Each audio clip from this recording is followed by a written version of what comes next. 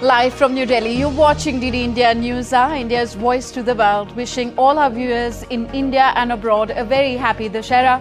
I'm Tanvi Tanija, coming up in the next hour. India celebrates the festival of Dussehra. President Draupadi Murmu, Prime Minister Narendra Modi attend celebrations in New Delhi.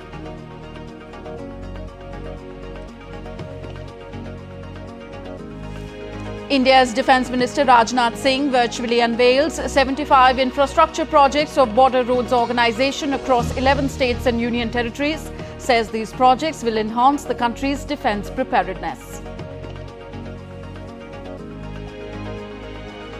India condemns attacks on Hindu temples in Bangladesh, calls them deplorable, asks Bangladesh to ensure safety and security of Hindus and all minorities.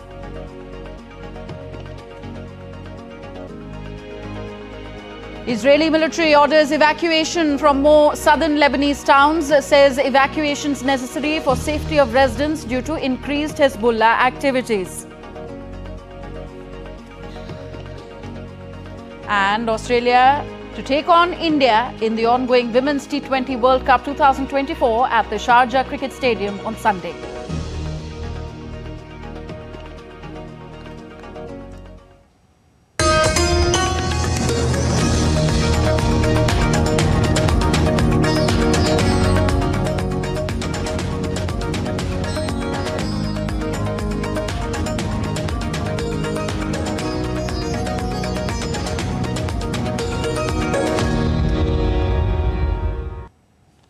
Dussehra, also known as Vijay Dashmi, marking the victory of good over evil, was celebrated with religious fervour and gaiety across India. It comes at the end of the festival of Navratri, during which people in India worship 9 forms of goddess Durga and seek her blessings. President Draupadi Murmu, Prime Minister Narendra Modi led the nation in celebrating the auspicious festival of the triumph of good over evil. Jai Shri Ram! Jai Lankesh!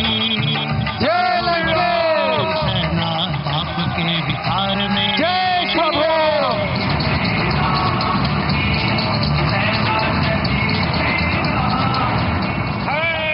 President Draupadi Murmu and Prime Minister Narendra Modi shot the symbolic arrow at the demon king Ravan, his brother Kumbhakarn and son Meghnad in the Red Fort ground of Delhi. And with this, the effigies of demons were set on fire. The crowd cheered as towering figures start burn, filling the sky with lights and smoke. The burning of Ravan symbolizes the end of evil and the triumph of virtue. On this occasion, President and Prime Minister of India extended greetings to the countrymen. In a social media post, President wrote, and I quote, "My heartfelt greetings and best wishes to all countrymen. This is the festival of victory of justice over injustice. This festival is a symbol of our belief in the values of truth and morality. On this auspicious occasion, we should take a pledge that we will take the side of justice even in the most difficult situations. I wish that this holy festival brings happiness and prosperity in everyone's life and our country always move forward on the path of development." Prime Minister Narendra Modi also wished the countrymen on Vijay Dashmi. He wrote on X, and I quote, "Best wishes to the countrymen on Vijay Dashmi. With the blessings of Ma Durga and Lord Sri Ram, I wish that all of you achieve victory in every sphere of life." Dussehra is celebrated with religious fervour and gaiety all across India. The tallest Ravan effigy of the country was erected at an imposing 211 feet at Dwarka in Delhi. In West Bengal, Vijay Dashmi was celebrated as the end of Durga Puja, and it also marked the culmination of the 9-day-long Navratri festival. Elaborate pandals, traditional dance and soulful music filled the streets of Kolkata as people came together to worship the goddess with great devotion and rejoice in her triumph. Rashtriya Swayamsevak Sangh entered its 100th year on this Vijay Dashmi. On the occasion, RSS Chief Mohan Bhagwat performed the traditional Shastra Puja at the RSS headquarters in Nagpur. In his Vijay Dashmi address, the RSS chief said that today the tenet of Vasudhaiva Kutumbakam is being widely accepted across the world. He remarked that India's global reputation is at its peak and expressed appreciation for the nation's strengthened strategic position. हम देखते हैं सारे दुनिया में भारत की साख बढ़ी है, प्रतिष्ठा बढ़ी है। वसुधैव कुटुंबकम का हमारा विचार सबको स्वीकार्य है। हमारा योग सारी दुनिया में एक फैशन बनते जा रहा है, लेकिन केवल फैशन नहीं बन रहा है, उसका जो शास्त्र है, उसकी जो परिणाम है, उसको भी दुनिया स्वीकार कर रही है। पर्यावरण के बारे में हमारी अपनी जो दृष्टि है वो आज सारी दुनिया में स्वीकार्य है। भारत की प्रतिष्ठा बढ़ी है, भारत का सामरिक बल बना है। In the southern state of Karnataka, the grandeur of Mysuru Dussehra was a prominent attraction. A grand procession featuring richly adorned elephants, dancers and musicians filled the streets as the city came alive to celebrate the royal heritage and cultural richness of the region. In the northern state of Himachal Pradesh, the Kullu Dussehra is renowned for its grand processions and traditional festivities. Kullu Dussehra is slightly different because its celebrations begin when the rest of the country closes the 9-day-long festival. The festival commences from today and will continue for 7 days. Raghav Kumar Jha for DD India. The 10-day festival of Vijayadashmi culminates in the revered Dussehra festivities celebrated worldwide on Saturday. In Colombo, the vibrant spirit of Durga Puja united the diaspora who participated in traditional rituals and cultural performances at the Sri Manika Vinayagar Kovil. In Nepal, the Dashain, the nation's largest festival, fosters family bonds through the Tika ceremony, symbolizing blessings and prosperity. The 10-day festival Vijayadashmi features various idol installations and is observed worldwide. In 2021, Dussehra was inscribed on UNESCO's representative list of the intangible cultural heritage of humanity, highlighting the importance of diverse intangible heritage. Namaskar and hello. Durga Puja is an exciting and wonderful time that encourages us to celebrate women's strength, courage, and tenacity. People of all faiths use this as an opportunity to honor the work women and allies of women do to overcome difficulties and to create a more equitable and just world for all. I love the bright and joyful festive spirit of Durga Puja and celebrating diversity while also promoting religious harmony. In Colombo, the festive spirit of Durga Puja thrives among the diaspora who celebrate with enthusiasm and devotion. Many devotees gathered at the Sri Manika Vinayagar Kovil for worship, participating in traditional Aarti and Puja alongside cultural performances by the Indian Cultural Association. Vijayadashmi, known as Dashain in Nepal, is the country's biggest festival, culminating in the Tika celebration, which involves family gatherings. On this final day of Bada Dashain, the eldest family member places a tika on the foreheads of younger members, offering blessings along with jamara, fruits and money. The medieval town of Kokana recently held its vibrant Shrikali Jatra, a traditional festival celebrated in place of the fortnightly Dashain festival. Dussehra, also known as Vijayadashmi, marks the final day of Durga Puja and is one of the most revered festivals for Hindus worldwide. In Bangladesh, the occasion was observed with heightened security and the immersion of Durga idols. Bureau Report, DD India. More news from India. Defence Minister Rajnath Singh performed the traditional Shastra Puja or weapon worship at the Sukna military station in Darjeeling, West Bengal. This significant ceremony in the Indian Army symbolizes the respect for weapons as the protectors of the nation's sovereignty. He initiated the rituals with Kalash Puja, followed by the Shastra Puja and Vahan Puja. He also offered prayers to a range of modern military equipment, including state-of-the-art infantry, artillery and communication systems, mobility platforms and drone systems. The event concluded with the Defence Minister's interaction with the troops. In his address, the Indian Defence Minister warned against the threats to the country, saying that the country will not hesitate in taking stern action if in danger. हमने आज तक किसी भी देश पर आक्रमण नहीं किया है, क्योंकि हमारे मन में किसी भी देश के लिए कभी भी कोई बैर का भाव नहीं रहा है। हमने तो किसी भी देश के साथ केवल तब युद्ध किया है जब उसने हमारी अखंडता और संप्रभुता का अपमान किया है, जब उसने धर्म, सत्य और मानवीय मूल्यों के खिलाफ जंग छेड़ी है। हमने किसी भी देश के विरुद्ध नफरत या घृणा से प्रेरित होकर कभी युद्ध नहीं किया है। Rajnath Singh also said that India is the only country which worships weapons and scriptures together. मैं आप सभी को विजयादशमी के इस पावन पर्व की हार्दिक बधाई देता हूं और आपके परिवारजनों को भी मैं अपनी हार्दिक शुभकामनाएं देता हूं। साथियों, भारत संभवतः इकलौता देश है जहां शास्त्रों और शस्त्रों की एक साथ पूजा होती है, यानी शास्त्र और शस्त्र को समान आदर के भाव से भारत में देखा जाता है। यह हमारी उस विशाल और महान सांस्कृतिक परंपरा का प्रतीक है जिसमें हम किसी भी वस्तु का उपयोग करने के पहले और बाद में उसके प्रति कृतज्ञता ज्ञापित करते हैं। The importance of weapon worship on the occasion of Vijayadashmi or Dussehra is described in many old stories. According to a legend, when Lord Rama killed the demon Ravana, he worshipped his weapons before going to war. It is believed that by worshipping weapons on Vijayadashmi, problems in life are solved. On this day, Kshatriya kings used to worship weapons to gain victory over their enemies. It was considered necessary to worship weapons before going to war, and it is believed that going to war on this day leads to success. By performing the puja, it is also believed that a person is filled with self-confidence and strength to face the many challenges of life. The Indian Army also performs Shastra Puja every year on the festival of Dussehra. The purpose of this puja is to get the blessings of the goddess Durga for security at the border. In a major boost to border infrastructure, India's Defence Minister Rajnath Singh inaugurated and dedicated to the nation 75 infrastructure projects constructed by the Border Roads Organization (BRO) at a cost of $267 million.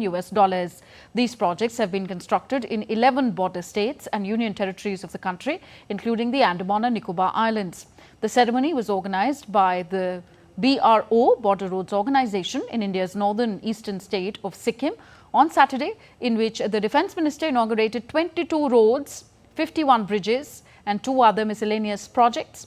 Out of these projects, 19 have been constructed in the UT of Jammu and Kashmir, 11 in the UT of Ladakh, 18 in Arunachal Pradesh, 9 in Uttarakhand, 6 projects in Sikkim, 5 in Himachal Pradesh, 2 each in West Bengal and Rajasthan, and 1 each in Nagaland, Mizoram and Andaman and Nicobar Islands.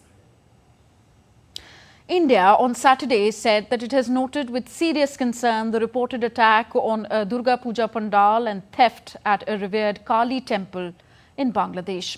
It requested Dhaka to ensure the safety and security of Hindus, all other minorities and their places of worship in the neighbouring country. In a statement, India's Ministry of External Affairs described the incidents as deplorable events and flagged that these follow a systematic pattern of desecration of temples and deities in Bangladesh. Still to come on DD India News Hour. Indian President Draupadi Murmu to embark on a state visit to 3 African countries, Algeria, Mauritania and Malawi on Sunday. US presidential candidate Kamala Harris releases her medical records seeking to draw a contrast with Donald Trump. And Poland stops granting asylum to migrants from neighbouring Belarus.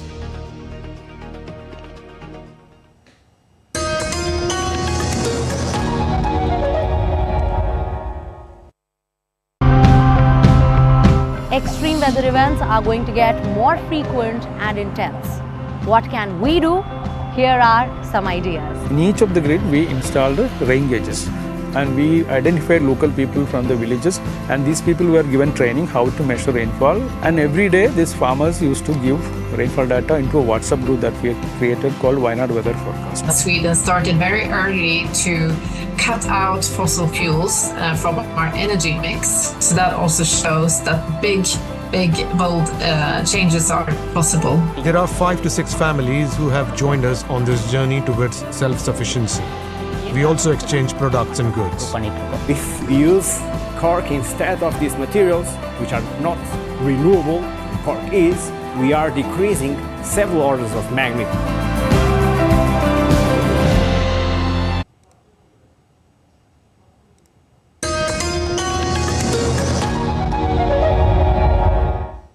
Welcome back. You're watching DD India News Hour. I am Tanvi Taneja. India's President Draupadi Murmu will embark on a state visit to 3 African countries, namely Algeria, Mauritania and Malawi from October 13th to 19th. This year, this will be the first ever visit by an Indian head of state to the 3 African nations. President Murmu will visit Algeria from October 13th to 15th. President Murmu will address the India-Algeria Economic Forum at the Sidi Abdullah Science and Technology Pole University. The Indian President will inaugurate India Corner at the Hama Garden at Jardin Dussehra. At the invitation of President of People's Democratic Republic of Algeria, His Excellency Mr. Abdelmajid Tebboune, Honorable Rashtrapati Ji will be undertaking a state visit to Algeria from 13 to 15 October 2024. This will be the first ever visit by the President of India to Algeria, and a visit at the level of head of state or head of government after 39 years. In a major push to create job opportunities in India, around 91,000 internships have been offered by 193 companies through the Prime Minister Internship Scheme portal. Launched as a pilot project earlier this month, the portal is now open for applicants to register.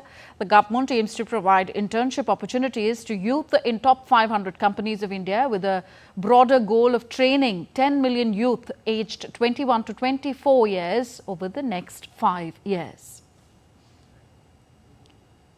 Next news from the United States of America. As the US presidential campaign is in full swing, Democratic nominee Kamala Harris made her medical information public on Saturday in an effort to draw a contrast with her counterpart, Donald Trump. 59-year-old Harris is running against Republican Trump for the White House. She made her medical report public to draw attention to Trump's refusal to do so. On the other hand, Trump insists that he is fully fit, but he has not released any full medical report for his campaign. Harris's campaign hopes that contrasting her comparative youth and mental acuity with Trump's more advanced age, along with the differences in transparency between the two, will help convince undecided voters that she's more fit for the president's office. Britain's former Prime Minister Boris Johnson has hailed India's Prime Minister Narendra Modi as a change maker. Boris Johnson has revealed in his new memoir that he felt the Indian leader's curious astral energy the very first time he met him in London more than a decade ago. Devoting a full chapter on the India-UK relationship in his book, Johnson recalled significant meetings with Prime Minister Modi in New Delhi and in London from his time as the Mayor of London to the UK. Prime Minister, recalling their first meeting in 2012, which took place by the River Thames, said that he felt PM Modi's curious astral energy as he held his arm and raised it in front of a crowd of Indian supporters. Johnson, who had 2 terms as London's mayor, then went on to describe the Indian Prime Minister as the change maker that India-UK relationship needs. Noted Indian-American journalist Fareed Zakaria has said that India's Prime Minister Narendra Modi can play a constructive role in brokering peace between Russia and Ukraine. Zakaria said, and I quote, "The war in Ukraine is frozen. There are very few parties who have the credibility to talk to both sides. If Prime Minister Modi were to propose some kind of situation where he can act as an intermediary, I think he could play a very constructive role." Zakaria told to India Today TV that this is Prime Minister Modi's great opportunity to be a global statesman should he want it. And he said, I think he would have to get energetically involved and he would have to be willing to really be an honest broker. I think he has the platform, he has the potential and the diplomatic skills to do it, unquote.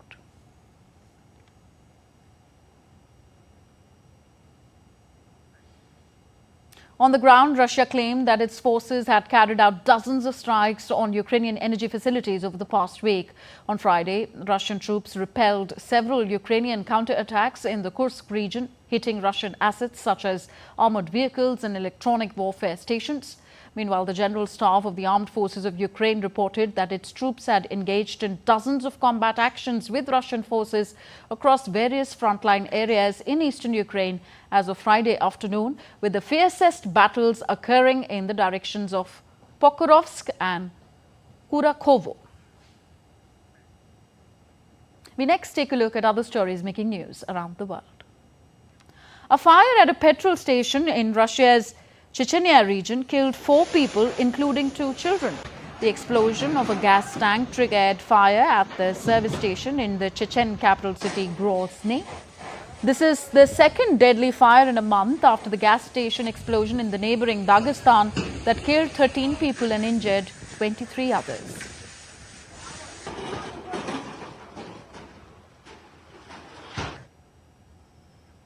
Persistent ethnic tensions in northern Kosovo may lead to a resurgence of violence reminiscent of last year's deadly clashes. US Navy Admiral Stuart B. Munch, commander of NATO's Allied Joint Force Command, voiced concerns over the potential for renewed conflict in the region. In September 2023, a gun battle left a police officer and 3 gunmen dead after heavily armed attackers crossed from Serbia to assault police in Banska. Poland will temporarily bar refugees from claiming asylum in the country amid warnings that Russia and its allies are using migrants in destabilizing the European Union. In July, Poland's parliament passed legislation that made it easier for security services to use weapons against migrants on the Belarusian border.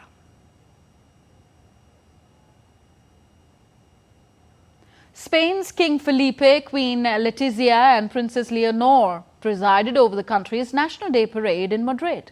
King Felipe and Spain's heir to the throne, Princess Leonor, paid tribute to the fallen before the parade began.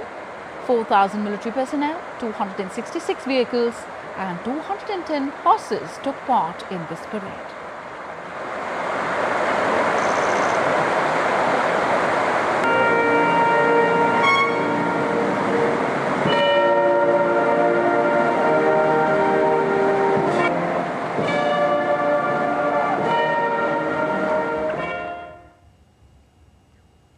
Nearly 1,700 students aged between 12 and 67 years flocked to the University of Lisbon's IST School of Technology on Saturday to set a new Guinness World Record for the largest computer programming lesson in a single venue. The previous record grouped 724 participants in Dallas. An 87-year-old atomic bomb survivor said on Saturday that hearing about Japanese organization Nihon Hideanko winning the Nobel Peace Prize felt like seeing the light. The survivor, who was 8 when she witnessed the nuclear destruction of her hometown of Hiroshima, started traveling the world in 2013 to tell her story. The Norwegian Nobel Committee awarded the Nobel Peace Prize on Friday to Nihon Hideanko, an organization that represents survivors of the 1945 US atomic bombings of Hiroshima and Nagasaki.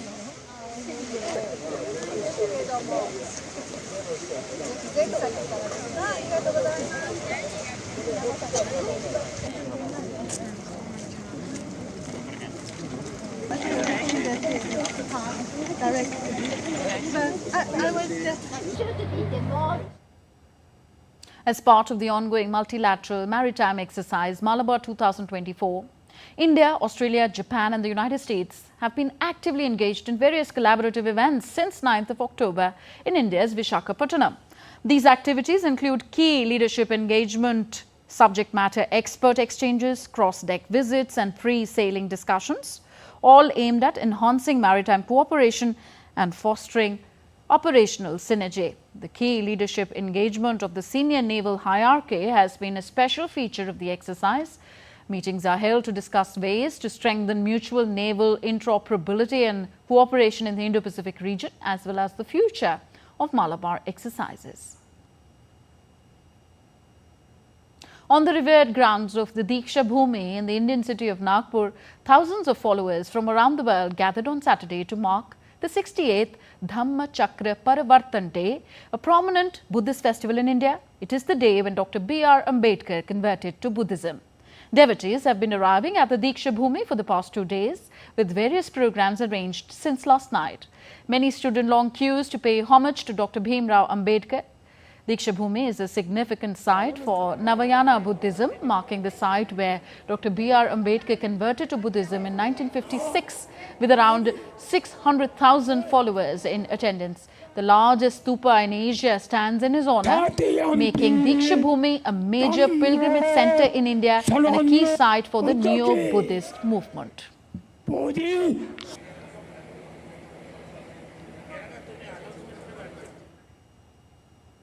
You're watching DD India News, are still to come on the show. The conflict in West Asia is widening.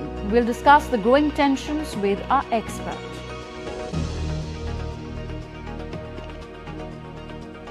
Nine workers killed and several are feared trapped under the debris after a wall collapsed in India's Mehsana in Gujarat.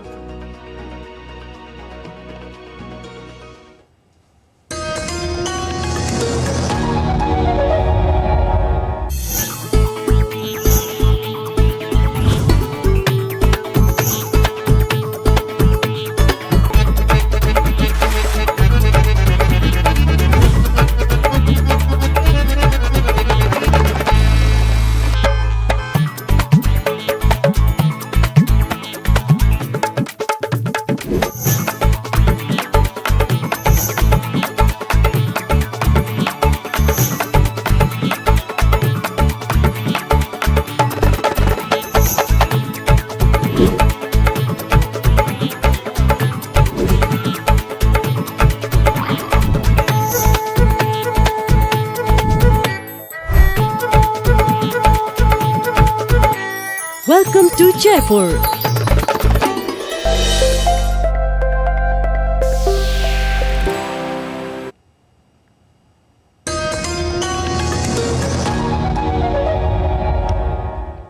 Welcome back. You're watching DD India News Hour. I'm Tanvi Taneja. A quick look of the headlines we are tracking at this hour. India celebrates the festival of Dussehra. President Draupadi Murmu, Prime Minister Narendra Modi attend celebrations in New Delhi. India's Defence Minister Rajnath Singh virtually unveils 75 infrastructure projects of Border Roads Organisation across 11 states and union territories, says these projects will enhance country's defence preparedness. Israeli military orders evacuation from more southern Lebanese towns, says evacuations necessary for safety of residents due to increased Hezbollah activities.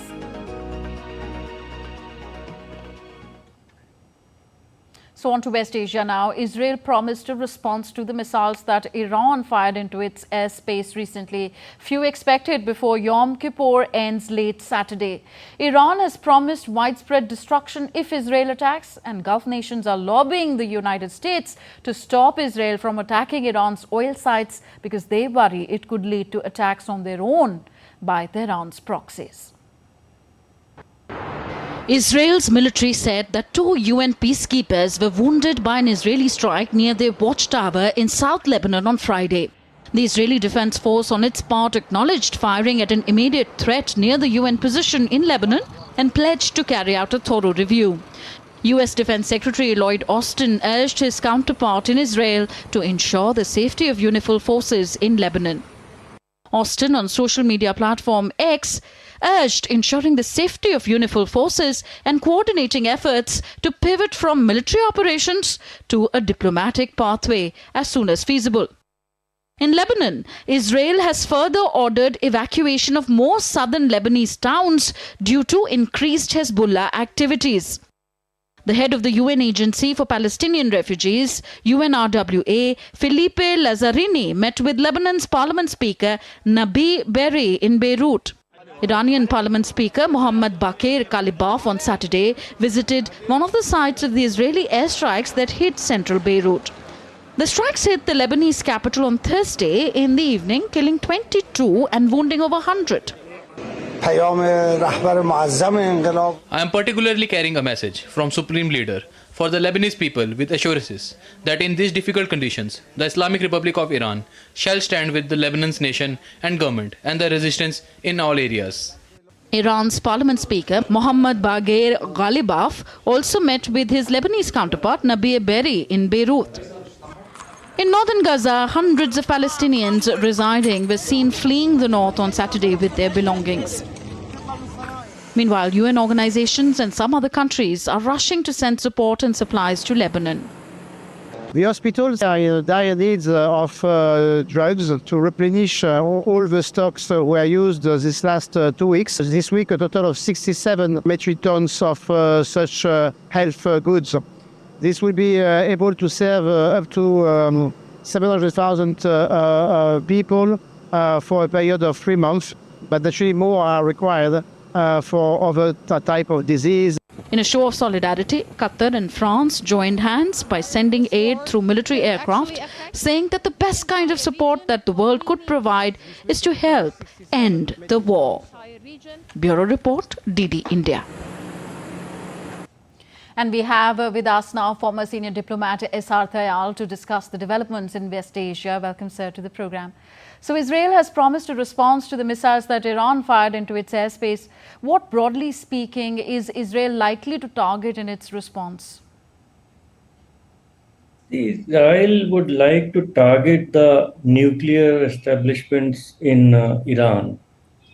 But the nuclear establishments of Iran are now deep in very deep bunkers, and they cannot be hit just by missiles.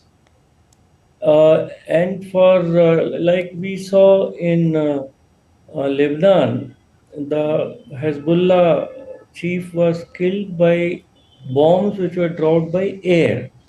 2,000 pound bombs, very, very, very big bombs.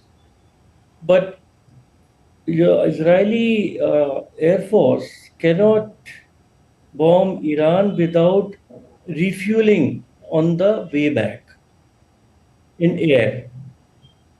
And for that, they need American help. Both, it is reportedly Saudi Arabia and UAE, etc., while they are neutral in this conflict between Israel and Iran, but they have said that they will not allow Israeli planes to overfly their territories. So what I'm saying is, or what the analysts are saying, that perhaps Israel will target some oil installations in Iran, which will have a devastating effect on the global oil market. Now, Iran may not be able to hit back on Israel because of Iron Dome, and we have seen twice Iran has sent missiles and drones, etc., to Israel, and last week also. But it has not inflicted any noticeable damage on Israeli installations or defense installations or infrastructure, because they have very solid anti-missile defenses, and Israel is supported in that by American assets as well as assets of Jordan and other countries. So Iran then may retaliate in some other place. Where it could be, it is difficult to say, and that is why it is very important that the entire world puts pressure on Israel to be restrained and not attack Iran. India has also yesterday issued a statement and that all the parties should exercise restraint so that there is no further escalation. Yeah, but are we looking at an escalation in this West Asia conflict? If so, which parties are likely to be involved, and how serious will that escalation be? Israel has stated 2 or 3 objectives after the 7 October last year terrorist attack on its citizens. One was the total destruction of Hamas in Gaza, and perhaps to a large extent they have achieved that by totally destroying the total top leadership of Hamas, and also their foot soldiers, and Gaza is in ruins. Now, second objective is that a 7 October type of incident should not be the capacity of Hezbollah to mount from South Lebanon towards Galilee and Israel. because apparently some Hezbollah commanders had threatened that they will attack Galilee and kill Israeli citizens. So Israel wants to have a cordon sanitaire, kind of 10, somebody says, some people say 10 kilometers, some people say 30 kilometers of border from Israel, Lebanon, which will be free of any bases, any camps, any groups of Hezbollah. And this is exactly what Israel is trying to do by repeatedly asking the Lebanese of South Lebanon to move away so that they can attack those areas. And that is where UNIFIL, the United Nations Interim Force for Lebanon, because that is guarding that about 130 kilometers of that border, has come into under fire. Now, the third objective, of course, long-term objective of Iran, well, Israel, and particularly of Prime Minister Benjamin Netanyahu, has been that the nuclear weapons capacity of Iran should be totally dismantled or destroyed. Now, if that would require an attack by Israel on Iran. So if there is further escalation, it will be an attack from Israel by Iran, which can have very, very unintended consequences, because ultimately Hamas is a very small terrorist organization. Hezbollah also is a very small organization, but Iran is a very big country with lots of assets, and its retaliation may not damage Israel very much, but it can damage the global economy a lot. Looking at all these developments, Ambassador Tayal, why have all efforts by various parties to secure a ceasefire in West Asia come to a naught? The whole world wants a ceasefire, but as I said, Prime Minister Netanyahu has support of the people of Israel. Many polls show that people want Prime Minister Netanyahu to be as aggressive as he can. So he has support of his people in Israel, and he has overt or unspoken support of United States. President Trump, former President Trump and Republican Party openly have supported, and they say that Israel should not be restrained at all in taking retaliatory action against Iran and Iran's proxies, Hezbollah and Hamas. As far as Democratic Party is concerned, President Biden, of course, has reservations and has advised Israel, but Israel has openly defied President Biden and Secretary of State Blinken, because he knows that in this elections are due in America next month, and President Biden is just in no position to take any strong action against Israel. So Prime Minister Netanyahu has very clearly assessed that he has this window of 2 months to do whatever he can, because the Democrats, President Biden cannot pressurize him because he will lose right votes and Jewish votes. And if after him, Vice President Kamala Harris becomes the president, then perhaps pressure on Israel to self-restraint would be more. So he wants to use these 2 months to achieve whatever he can. And after that, if President Trump wins, then of course there will be no restraint on Prime Minister Netanyahu and the Israeli government, and America will turn a blind eye to whatever they do to the civilians or to any other country in West Asia. So situation is very dangerous, and the agenda is being set by Prime Minister Netanyahu, and only he can tell how far he wants to go. A word on the humanitarian crisis in West Asia unfolding, Ambassador Tayal. Is it likely to improve or worsen in the days ahead? I'm afraid it is likely to worsen. And the amount of destruction which has taken place in Gaza, 40,000 killed, and you see all the pictures which are coming, the assistance which is going is peanuts. It doesn't help at all.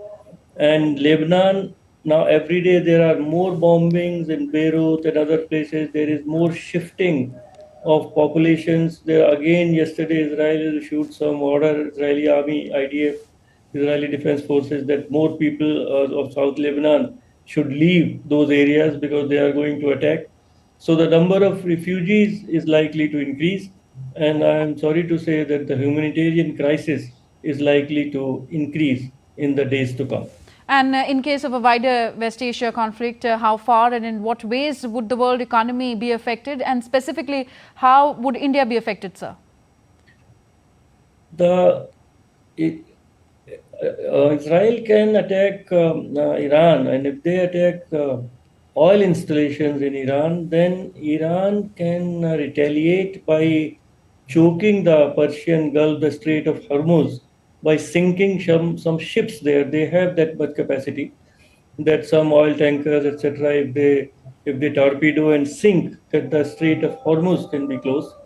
They could even retaliate and on some oil installations of other countries, Gulf countries, because they have not come to Iran's help, whether it is Kuwait, Saudi Arabia, UAE, etc. So then it can have terrible consequences because the world supply of oil would decline.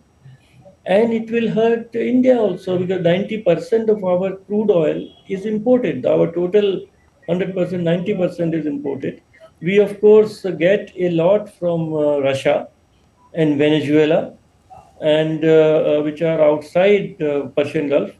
But still about half of our crude supplies come from Gulf areas. And it will be a very serious impact on India's economy. So I am sure our diplomats, our leadership are advising Israel to hold its hand, because nobody can force Israel except the United States. Yes, the United States still has that capacity to force Israel, but because of the elections next month, the Biden government will not be able to put pressure on Israel because they can just stop supply of ammunition to Israel. And Israel, most of their ammunition, their supplies are for 1 or 2 weeks. And again, the supplies are being replenished by American companies and by American grant. So yes, America has that power that to leverage to ask Israel to stop. But till now, President Biden, Secretary of State Blinken, they have only been advising verbally. Yeah, and global diplomacy still has to work a lot for this crisis in West Asia to halt. Thank you very much, Ambassador Dayal, for joining us on Newshour and shedding valuable analysis on the subject.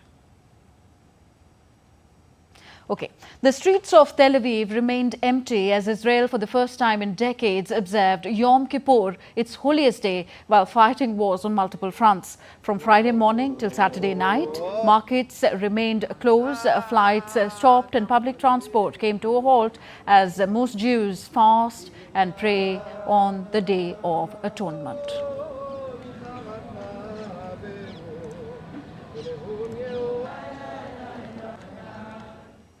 Back to India. Rescue operations are underway in Gujarat after the wall of a private company collapsed near Jasalpur village in Mehsana district. 9 workers died and several are feared to be trapped after the wall collapsed. Ambulance and police are present at the spot. Prime Minister Narendra Modi expressed grief over the loss of lives in Mehsana, Gujarat. Prime Minister Modi talked to the Chief Minister of Gujarat and took stock of the situation. Prime Minister of India announced an ex gratia of 2 lakh rupees to the next of kin of each deceased and 50,000 rupees for the injured. Now let's take a look at other stories making news in India. UNICEF has announced that Indian suppliers are the 3rd largest contributors to the organization's health and ration support for children worldwide. Indian businesses have provided nearly $6 billion in goods and services, significantly enhancing UNICEF's efforts in improving the lives of children globally. A probe has intensified in Chennai train derailment incident. An investigation team visited the Kavarapittai accident spot where the Mysuru-Darbhanga Express had a rare collision with a goods train. The incident led to the derailment of at least 12 coaches of the train, in which as many as 19 passengers sustained injuries. Jammu and Kashmir Lieutenant Governor Manoj Sinha flagged off the Indian Air Force's Vayu Veer Vijayata car rally for the next destination. The car rally will pass through Jammu, Dehradun and culminate at Tawang in Arunachal Pradesh. The rally aims to increase awareness among the people about the glorious history of the Indian Air Force and the acts of bravery of the air warriors in various wars and rescue operations, and to attract the youth to serve the motherland. Still to come on DD India News Hour. Indian women to take on Australian women in match 18 of the ongoing Women's T20 World Cup 2024 on Sunday. The Saskia Naru Band enthralls audiences at a special jazz concert in India's capital.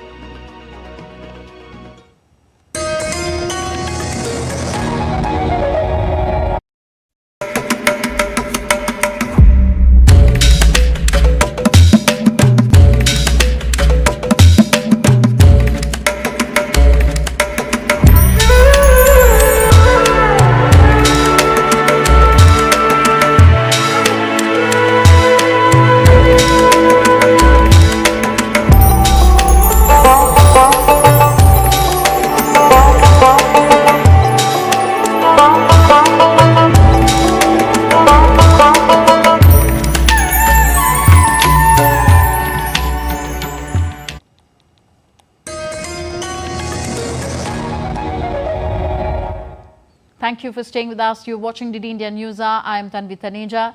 Time now for some sporting action.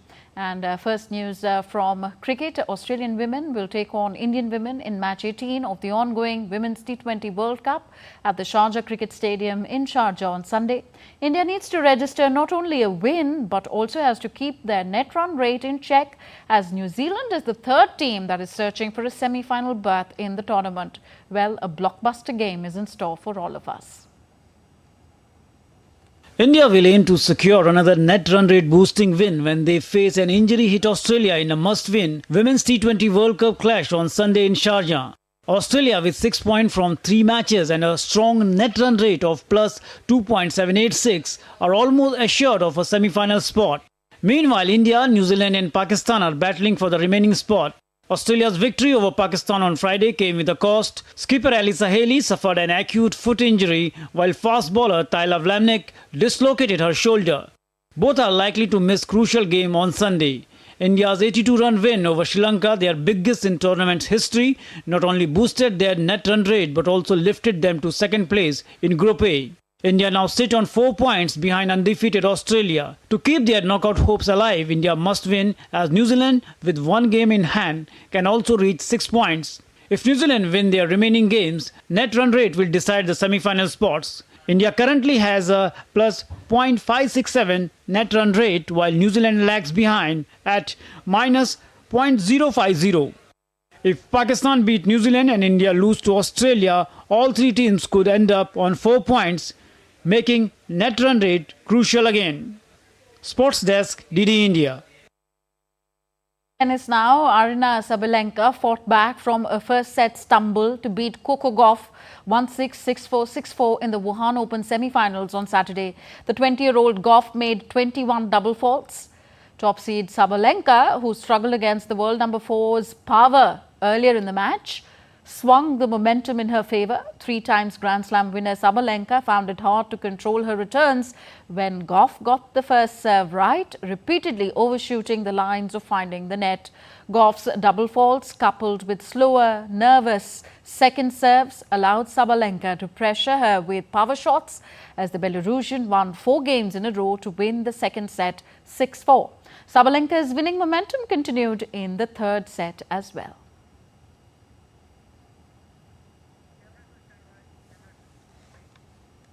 As listeners increasingly gravitate towards innovative and diverse musical experiences, modern jazz interpretations that fuse Funk, hip-hop and blues are emerging as a captivating trend. Saskia Laru and her band Jazzkia have toured India in the last 15 years, enthralling audiences with their performances, and this time was no different. DD India's Jessica Taneja reports.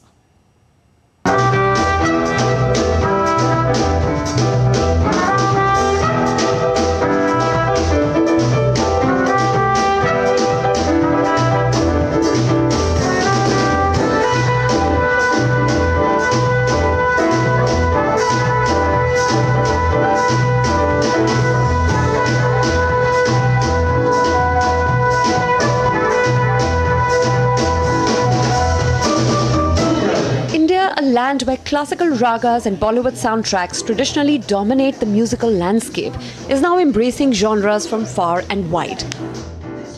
Among the rising trends, jazz is quietly making its presence felt. What truly captivates the Indian audience is not just conventional swing jazz, but a modern genre-blending interpretation that fuses jazz with funk, hip-hop and blues. And at the forefront of this global movement are Saskia Laru and her band Jazzkia. Hailed as the Lady Miles Davis by some critics, not because Saskia seeks to emulate the great trumpet maestro, but because, like Davis, she constantly pushes the boundaries of jazz. Her music, a hybrid of jazz's improvisational essence and modern influences like electronic dance and world music, resonated with young Indians who are drawn to global sounds and experimental rhythms.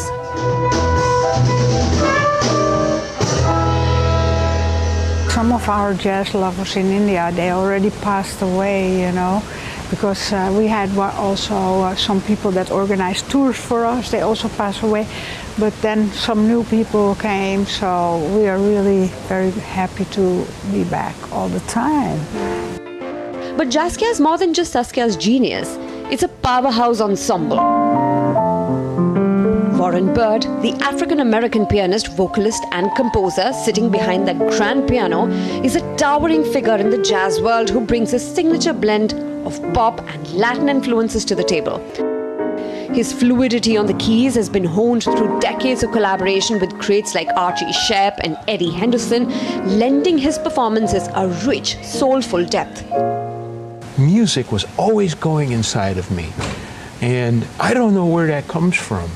It might come from being part of a very musical family, avid lovers of music, but it may be just something that was given to me from on high or from somewhere else divine. Beside him stands Martin Rushton, a veteran guitarist whose style is an amalgam of jazz, blues and pure emotion. Over his last 50-year career, Martin has become renowned for his improvisational skill, effortless shifting between complex chords and playful, sometimes humorous riffs. The new generation is also appreciating a form of improvised music, which also gives a lot of freedom. That's, for me, what it stands for, so to say. I think that still appeals to a new generation. At the heart of it all is Willem Smith, the renowned session drummer who has performed with a who's who of the jazz and the pop world. His rhythmic mastery serves as the backbone of Jazzkia's live shows, offering a foundation of precise, dynamic beats.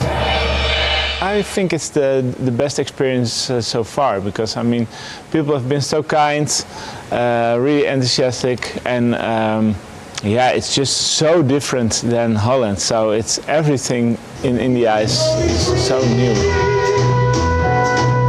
The traditional jazz sound, while respected, had struggled to capture the imagination of a country that thrived on bold melodies and energetic rhythms. Even though the art form has been around in India since 1920, but in the 21st century, its popularity has peaked, with many artists coming to India to perform to an audience that's eagerly waiting for such music events, not just in capital New Delhi, but across various parts of the country.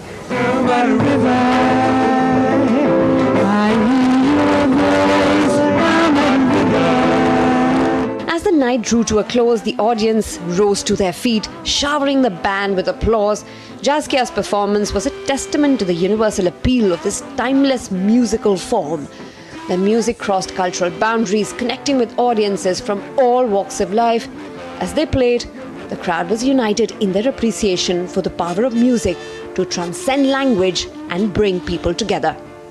Jessica Taneja for DD India. So that's all for this edition of DD India News Hour. Do let us know your thoughts on the news of the day. Connect with us on our different social media handles. And for those on the go, you can catch all the latest news and updates from India and the world on our DD India mobile app. The app is available on both Android and iOS platforms. So we'll be back with more news as it breaks here on DD India. I'm Tanvi Taneja from all of us here in New Delhi. Thank you for watching. Namaskar.